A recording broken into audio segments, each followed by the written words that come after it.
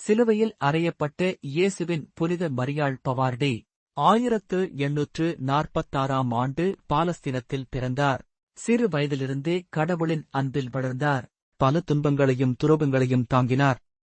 ஒரு காலத்தில் உயிரிழந்ததாக கருதப்பட்ட நிலையில் அன்னை மரியாவின் பராமரிப்பால் மீண்டு வந்தார்.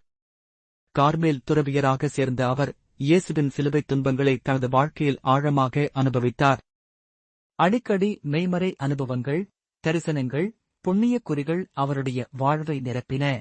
தாழ்மையும் கருணையும் நிறைந்தவர் சிறுபுறா லிட்டில் ஐரப் என்று அழைக்கப்பட்டார். 1878 பெல்லகேமில் கார்மேலை நிறுவினார். 1878 இல் குறுகிய கால நோயால் இறந்து 2015ஆம் ஆண்டு திருத்தந்தை பிரான்சிஸ் அவர்களால் புனிதராக உயர்த்தப்பட்டார். பரிசுத்த ஆவியின் சிறப்பு அருள்களை நாடுவோர் கார்மேலை நேசிப்போர் பாதுகாவலர்.